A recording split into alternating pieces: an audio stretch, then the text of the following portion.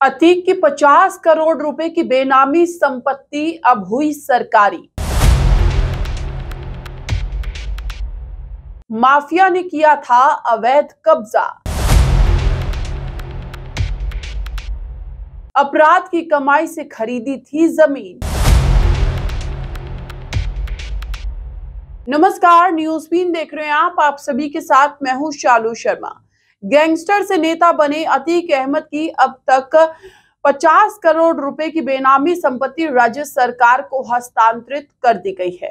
इस अवैध और बेनामी संपत्ति को पुलिस कमिश्नरेट प्रयागराज ने गैंगस्टर एक्ट में नवंबर 2023 में कुर्क किया था। कुर्की के बाद इस अचल संपत्ति के संबंध में अतीक अहमद के परिजनों से आय के वैध स्रोतों से अर्जित करने के 3 महीने में साक्ष्य मांगे गए थे, लेकिन विपक्षियों द्वारा कोई साक्ष्य पेश नहीं किया गया, जिसके बाद कमिश्नर कोर्ट ने कुर्की के आदेश को 7 मार्च को न्यायिक परीक्षण के लिए पत्रावली गैंगस्टर कोर्ट भेज दी थी।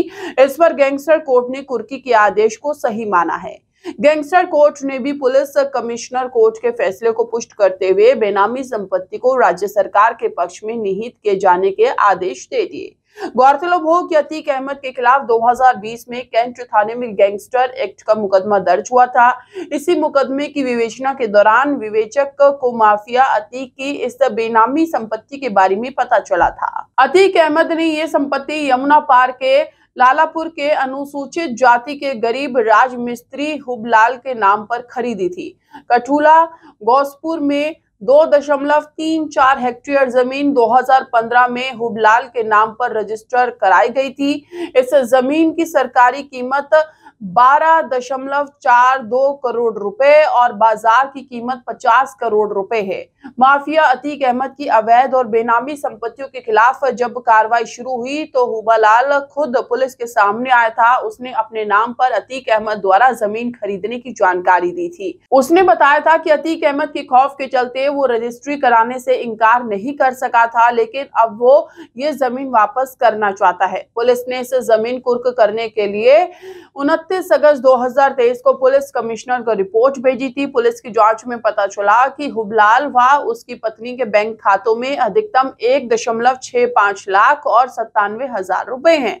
जांच के बाद संस्तुति सहित पुलिस कमिश्नर कोर्ट को रिपोर्ट पेश की गई। पुलिस कमिश्नर रमित शर्मा की कोर्ट ने 4 नवंबर 2023 कुर्क करने का आदेश दिया था।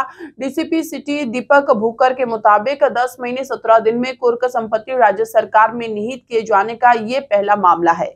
उनके मुताबिक मजबूत साक्ष्य और प्रभावी पैरवी से कुर्क संपत्ति राज्य सरकार में निहित हुई है। पुलिस कमिश्नरेट लागू होने के बाद से लगातार माफियाओं के खिलाफ एक्शन जारी हो रहे हैं। और इसी के साथ आपको बताते चले कि अतीक अहमद की हत्या बीते साल 15 अप्रैल को हुई थी। उमेश पाल की हत्या के मामले में पुलिस ने बीते साल अतीक अहमद और उसके भाई अशरफ को रिमांड पर लिया था। प्रयागराज में 15 अप्रैल की रात करीब 10 बजे पुलिस अतीक और उसके भाई को जब मेडिकल जांच के लिए अस्पताल लेकर जा रही थी, उसी वक्त पत्रकार बनकर आए 3 हमलावरों अरुण मौर्य, सनी और लवलेश तिवारी ने दोनों भाइयों पर गोली चला दी थी।